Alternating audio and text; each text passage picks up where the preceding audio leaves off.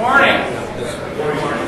My name is Larry Destin. I'm the Dean here at the University of Missouri Law School, and it is my great treat to welcome you to today's symposium.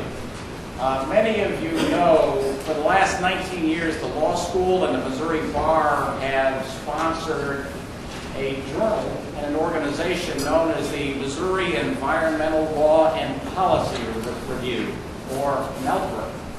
Well, today everything changes, and changes in a big way with the symposium. Today, as your brochure tells you, the Journal of Environmental and Sustainability Law is launched with this marvelous symposium. We want to thank the wonderful speakers who come from across the country to speak with us. It will be a full and exciting day. We want to thank, and Professor Rule will thank others, but I want to particularly thank Professor Troy Rule and the editor-in-chief of Jessel, Katie Moe. They have worked on this literally for the past year, and we are all the beneficiaries of their hard and creative work here this morning. So thank you all. Thank you for coming. Thanks to the Missouri Bar. And without further ado, I turn it over to Professor Troy Rule.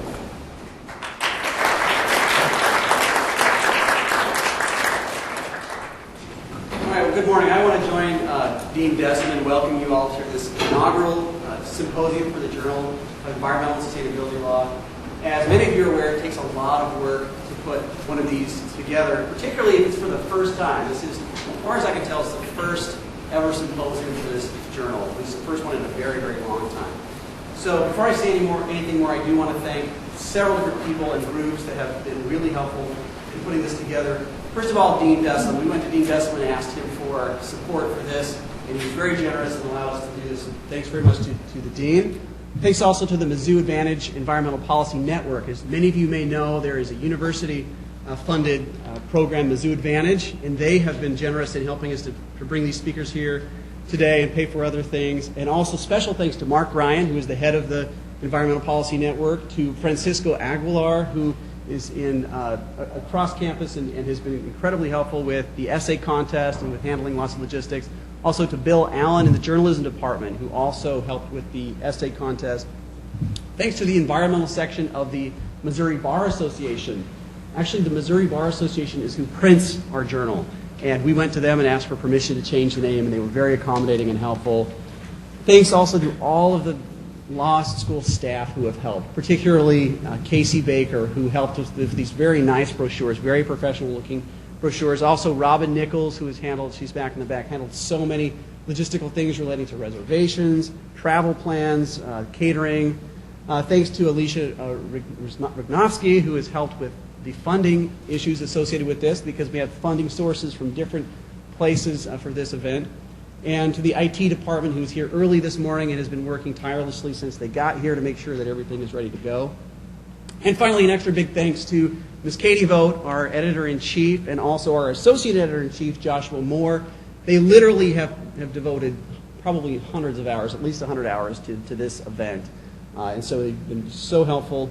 And Katie in particular was willing to work harder than any EIC I think this journal has ever had, because she voluntarily undertook the task of, first of all, changing the name of a journal that had been in existence for 19 years, and all of the logistics associated with that. And second of all, hosting a symposium, which this journal also has not done. And she took those both under her wing the same year to try to put that together. So thanks so much to her. Thanks also to Trevor Urath and Mark Abbott, who helped with the new website and other things. Okay, so enough thank yous. I want to just talk for a minute about this name change and why we did it. This symposium is commemorating the change of the name of a journal that has been in existence since 1993 at this law school. The Missouri Environmental Law and Policy Review was founded in 1993, and so it's been in existence for a really long time, but in recent years there had been an increasing discussion that we should change the name and that we should incorporate the term sustainability into the name of the journal. And sustainable development is actually a concept that has been around since the 1980s. And so it's nothing really all that new, but we really feel as a journal, and the board felt, that the concept of sustainability was not faddish, and it was here to stay. In fact, that it was only in its embryonic stages. And that over the next several decades, law and legal developments relating to sustainable development are going to grow and that there's going to be considerable scholarly discussion about these issues. And our journal wants to be one of the four that is at the front of that and is a place where these discussions can happen and where meaningful scholarship can be published. And so that was why we decided to change the name. And because this is not an ordinary symposium, we actually have an unusual twist, and we had a university-wide essay contest associated with this symposium as well. So what this involved was a call for papers that went out to both undergraduates and graduate students across the entire University of Missouri campus, all departments. And we had lots of submissions from the journalism department, forestry, the agricultural department, natural resources, and of course the law school. And then a panel of professors from departments across the university met and judged all of these submissions, which was such a fascinating experience. I had a chance to serve on that group of judges for these essays, and we came across a lot of really fun essays and had a great time reading them. We're able to award some cash prizes because of the generous funds from the university grant through the Environmental Policy Network. And so now I want to just spend a minute and recognize our winners who are here with us today. All but one of them is here. Our runner-up winner for the undergraduate level is Mr. Robert Pedrag, and he could not be here. He wrote on hydraulic fracturing. But the rest of our winners are all here, and I'll have them come up now and as I read their names, and we're going to go ahead and honor them. So first, at the undergraduate level, a soil science major who wrote an essay entitled 1928 Policy Has a Deep Impact on Soil. Help me congratulate Claire Friedrichsen.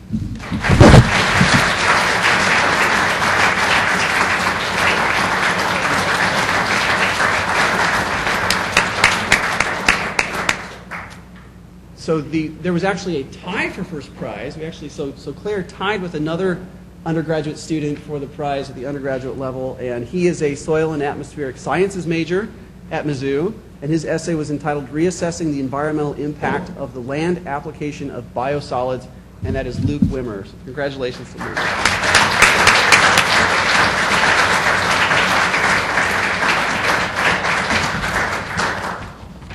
And now for our winners at the graduate level in this essay contest. We had lots of submissions at the graduate level, so there's a lot of competition for this.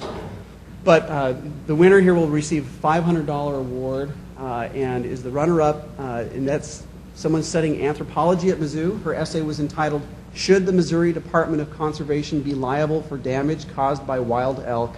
So please join me in congratulating Ms. Heather Gibb.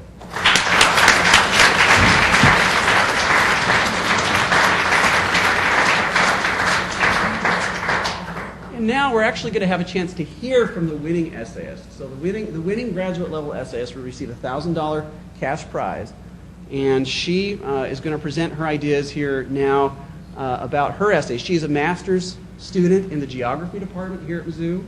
And her essay was entitled Dam Complications in the Sahel, How River Dams May Hurt More Than Help Populations Vulnerable to Climate Change. Please join me in congratulating Colleen Deisner, who's going to present to us.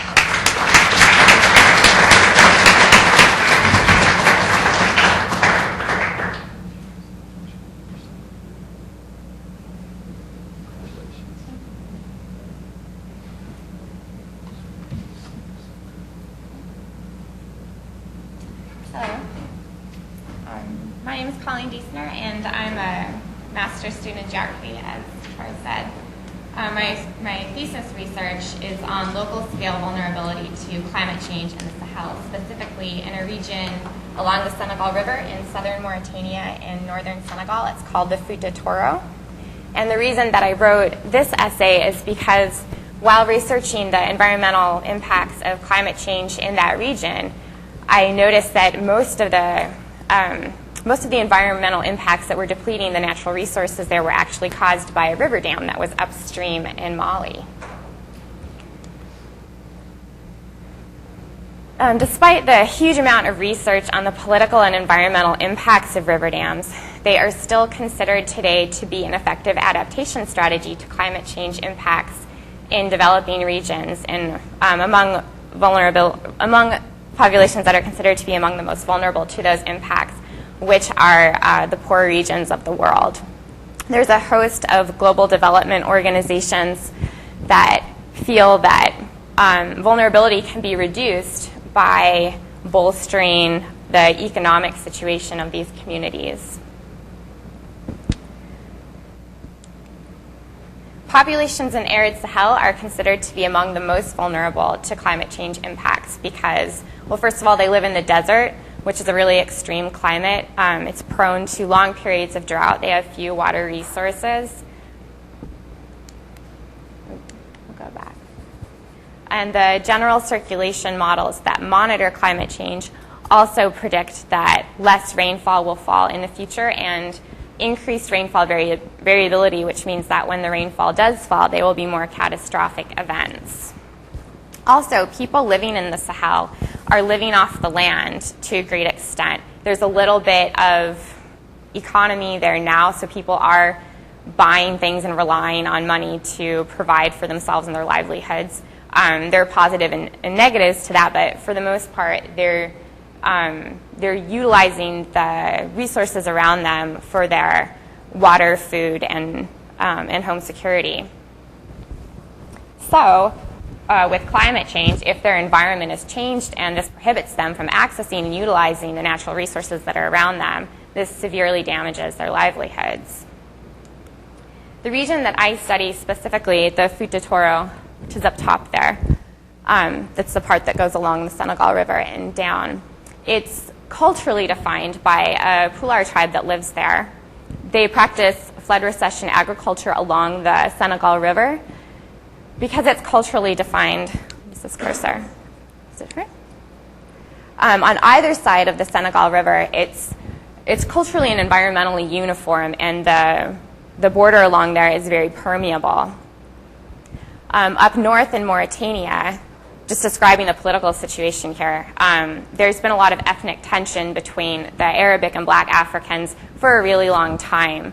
At the end of the 11th century, when the Ghanaian Empire fell, the Arabs took power, and then they took the existing black Africans there as their slaves. The Pulars came in after that, so they weren't slaves to the Arabs, but they were still looked down upon for being black, essentially, and also being Senegalese because the border is so permeable. It was kind of like Senegal crossing over into the north. And the Mauritanian government has resented the Senegalese government since the French occupation and colonialism because the Senegalese government was given more governing power over the whole of West Africa at that time. So in the 1970s and 80s, there was a really horrible drought that came into the Sahel. I don't know if you guys remember, but there was a lot of pictures of starving children and dying animals in National Geographic around that time.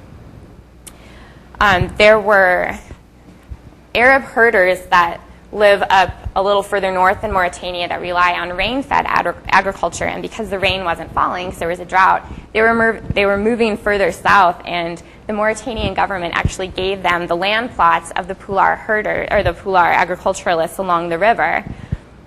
And they also gave them a lot of money to set up irrigation systems there because they were involved in the building of the dam upstream and the Bafing tributary in Mali, which is around here. And that was built to promote irrigation system agriculture over flood recession. So the flood recession would stop since the seasonal flows would discontinue. And they wanted people to be on this irrigation agricultural system. OMVS is the Dam Commission. It involves government members from Senegal, Mali, and Mauritania. Their written objectives are to provide a secure and steadily improving livelihood for the inhabitants of the river basin and neighboring areas, to safeguard as much as possible the ecological balance of the river basin, and to make the economies of the 3 member states less vulnerable to climatic conditions and external factors, and lastly, to accelerate the economic development of member countries by the intensive promotion of regional cooperation. But this is how things really played out when the dam was built. There was extreme civil unrest in the Futa due to the fact that people were taking other people's land and people were being kicked out. Skirmishes escalated from issues over land rights and grazing rights to trade sanctions between the capital cities in Mauritania and Senegal, to black Africans being expelled entirely from Mauritania, and finally a 3-day genocide in the Mauritanian capital, Nouakchott. I didn't show the refugees. there was a huge displacement of people in Mali, where the dam was installed. When the reservoir filled up, all those people had to be relocated. There was mass displacement of people in Mauritania because of land rights issues and because people were being expelled from the country. People in the whole river basin have been forced to transition to and rely on irrigation agriculture. This is really difficult for them to afford because they have to consistently pay for fertilizer, pesticide, and seeds, and then also the fuel and the irrigation pumps. This is one up here. They break all the time because they're in the desert and people don't really know how to keep them up or maintain them. Not everyone has irrigation. It's not set up in everyone's village. So for the people that don't have this, without the seasonal floodwaters coming down and adequately filling up those floodplains, they're forced to rely on the rain-fed agriculture, which, as we heard earlier from the climate change predictions, is decreasing, or they have to buy, American rice or whatever from nearby markets and towns, and that's also really expensive. Irrigation soils degrade rapidly due to salinization and chemicals and the pesticides and fertilizer that irrigation requires. The irrigation crop is rice, which no one in the region prefers because it's not healthy and because it exhausts the soil, and also you have to use more labor to keep it up. With irrigation, you have to do it year-round, and as with flood recession, you only have to do that seasonally. The reduced floodwaters lower the groundwater table. This kills native tree species, and it also kills a lot of native fish species that breed in the floodplains. The river is more channelized because of the dam. This means that there's going to be aggradation of soil and erosion of soil, and more extreme in places where it didn't used to happen. It's also a lot faster, and a lot of people are dying in the river now. Fish species that used to swim down the river are being cut off at the dam. And animals that used to swim down the river, like crocodiles, hippos, and manatees, are blocked by the dam because the dam changes the sediment and chemical composition of the water downstream.